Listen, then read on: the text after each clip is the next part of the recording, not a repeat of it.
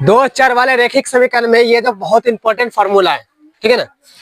दो चर वाले रैखिक समीकरण में, ठीक है ना, जब a1/a2 तुलना में, याद रखना तुलना में, जब a1/a2 डज नॉट b1/b2 होता है तो ग्राफीय विधि में प्रतिच्छेदी होगा। क्या होगा? प्रतिच्छेदी। और हल विधि में, जैसे कि हल करते हैं, विलोपन विधि से हल करेंगे या प्रतिस्थापन विधि से हल करेंगे या बजर गुणन विधि से हल करेंगे। इसके कई फॉर्मूले, कई रूप, कई अनमोल रतन है, ठीक है ना। कितने अनमोल रतन है? 3 अनमोल रतन है इसको हल करने का। कौन कौन है? विलोपन विधि, प्रतिस्थापन विधि, बजर गुणन विधि। इसके कितने रतन है? 3 रतन है। कितने रतन है? 3। कौन कौन है? विलोपन विधि, प्रतिस्थापन विधि, बजर गुणन विधि। चौथा विधि जो है सबसे मुख्य विधि, उसको कहते हैं ग्राफ विधि, ठीक है ना। ग्राफ विधि से हल करके भी x का मान निकाल सकते हैं और y का मान निकाल सकते हैं। तो बड़े बड़े स्ट्रक्चर फील्ड में क्या होता है कि ग्राफ विधि से निकाला जाता है x और y का मान। मान लो कि हमें कोई कहेगा कमरा बनाने 0 एंगल में, तो कैसे बनाएंगे? 0 एंगल में बनाने के लिए हमको ग्राफ विधि निकालना पड़ेगा, 0 डिग्री कहाँ पर बैठेगा, उसके बाद जाकर हमको उसको क्या करना, कंप्रोमाइज करना पड़ेगा, ठीक है। तो यह ग्राफ विधि बहुत इंपॉर्टेंट है, जो कि हर बोर्ड में एक सवाल 5 नंबर में देता है। चाहे किसी भी विधि से तुम्हें निकाल के ग्राफ विधि से एक 5 नंबर या आंसर निकालना है। तो ग्राफ विधि में क्या होता है कि a1/a2 डज नॉट b1/b2 होगा तो ग्राफीय विधि में प्रतिच्छेदी होगा। अगर यही रूप a1/a2 बराबर b1/b2 डज नॉट c1/c2 होगा तो समांतर होगा। ग्राफीय विधि में क्या होगा? समांतर होगा, ठीक है। अगर तीनों एंगल बराबर हो गया तो संपाती होगा। क्या होगा? अब हल विधि में समझते हैं। अगर हल विधि में यही बात बोलेगा कि a1/a2 डज नॉट b1/b2 होगा तो हल विधि में 1 होगा। क्या होगा? 1 होगा। अगर यही विधि हम समझते हैं हल विधि में, हल विधि मतलब कि इसको इस रूप में निकालेंगे x और y का मान, तो वो निकलेगा, या तो जब निकालेंगे ना तो उसका एक हल निकलेगा, या तो कोई हल नहीं निकलेगा, या तो अनेक हल निकलेगा। इस तीन रतन से। चौथे रतन किसमें? ग्राफ विधि में, जो कि वो एकलौता है। क्या है? एकलौता है। और ये 3 विधि इन सभी में आएगा। अब देखो, ये जो 3 सूत्र देख रहा है ये 9th से लिया गया है, जबकि 9th को डीपली कोई नहीं पढ़ाता है। 9th को पढ़ाने के बाद अगर डीपली पढ़ाएगा तब पता चलेगा ये कहाँ से आ रहा है, ठीक है ना। कभी कभी इन तीनों का सवाल पूछ लेता है। अब आश्रित, ठीक है ना, इसको समझते हैं। a1/a2 डज नॉट b1/b2 होगा तो संगत और असंगत। कभी कभी बिहार बोर्ड ऑब्जेक्टिव में कहता है कि बताओ कि a1/a2 डज नॉट b1/b2 होगा तो क्या होगा? संगत होगा या असंगत होगा? 4 ऑप्शन दे देगा, संगत होगा, असंगत होगा, या दोनों होगा, या इनमें से कोई नहीं होगा। तो क्लिक करना कि जब a1/a2 डज नॉट b1/b2 होगा तो वो क्या होगा? संगत होगा। क्या होगा? मिनाज क्या होगा? संगत होगा, ठीक है ना। अगर इसी तरह से a1/a2 बराबर b1/b2 डज नॉट c1/c2 होगा तो संगत विधि या असंगत विधि में पूछेगा तो क्या होगा? असंगत होगा। क्या होगा? असंगत। इसी तरह से पूछेगा a1/a2 बराबर b1/b2 बराबर c1/c2 होगा तो बताओ कि संगत और असंगत में क्या होगा? तो संगत होगा। क्या होगा? संगत होगा। अब इधर फिर तुलना की विधि से विरोधी और अविरोधी। बहुत कई साल से हम देख रहे हैं, 2020 से लगातार 2020 से हम लगातार देख रहे हैं कि इस टाइप का क्वेश्चन उठाकर पूछ लिया जाता है। तो हमने सोचा कि ये टाइप का क्वेश्चन आ कहां से रहा है, ठीक है ना। इस टाइप का क्वेश्चन हमने देखा 9th में भर भर के पूछा हुआ है, ठीक है ना। और याद रखो कि मैट्रिक बनता है 9th और 10th मिल के बनता है, ठीक है ना। 9th और 10th मिल के मैट्रिक बना है। और मैट्रिक बनने का विधि है कि 9th से भी लिया जाता है क्वेश्चन और 10th से भी क्वेश्चन लिया जाता है, ठीक है ना। दोनों क्लास का मिला के तब बनाया जाता है मैट्रिक। और 11th बनता है, इंटर बनता है। 11th और 12th मिलके इंटर बनता है, ठीक है।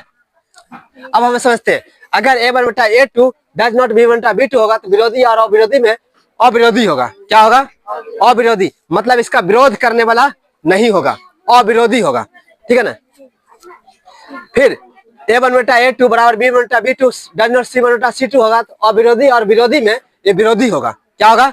विरोधी होगा। मतलब ये विरोध में रहेगा। मान लो सपोज एक मार्कर दूसरे मार्कर का क्या रहेगा? विरोध रहेगा। या जैसे गांव का ही कोई सभी चुनाव में देख लेता कि एक के चक्कर में कितने खड़े हो जाते कि नहीं हो जाते, तो उसे कहते हैं विरोधी और अविरोधी। अविरोधी मतलब कोई उसका विरोध में नहीं है, और विरोधी मतलब उसके विरोध में है, ठीक है ना। तो यही है, ठीक है। अगर इस रूप में पूछा जाए तो इसको याद रख लेना, आश्रित होता है, ठीक है ना। क्या होता है? क्या होता है? इस रूप में पूछ ले तो इसको आश्रित कहते हैं। क्या कहते हैं? आश्रित। आश्रित, ठीक है ना।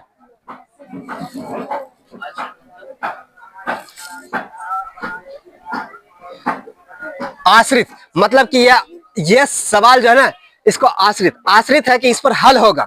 ठीक है, समझ में आ गया। ये 3 पैटर्न कई दफा हमने देखा है कि ऑब्जेक्टिव में पूछा है। क्या है? ऑब्जेक्टिव में पूछा गया सवाल है।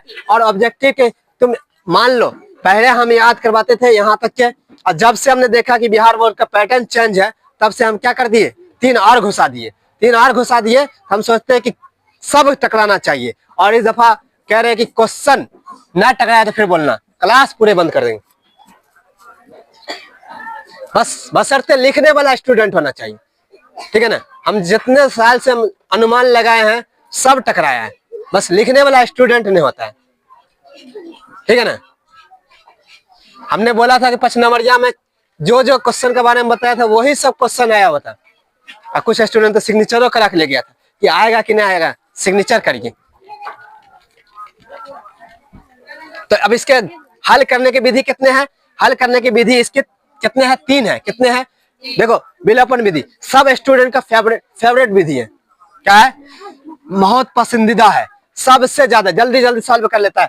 पहला समीकरण दूसरा समीकरण लिख लेता है, समीकरण 1 एवं 2 से खटाखट करके क्या कर लेता है, क्लियर कर लेता है। मान लो कि x और y प्लस बराबर 10 रहे और x माइनस वाई बराबर ऐसे करके कर लेता है, तो खट से ना निकाल लेता है। ये दोनों खत्म। 2x बराबर कितना, 12, तो x का मान कितना, 6, तो x बराबर हो गया 6। ये विलोपन विधि हुआ, मतलब किसी एक को विलुप्त कर देना। विलोपन का मतलब क्या होता है?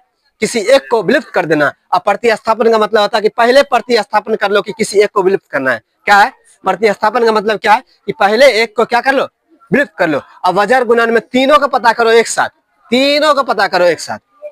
ठीक है ना, तो वजर में बाजार के पता करो, जैसे करना कर लो। तो सबका जब आएगा टाइम तो सबके एक एक नया सूत्र बनाएंगे, और ऐसे बनाएंगे जैसे तुम कभी ना कभी कॉमेडी के साथ बात करेगा।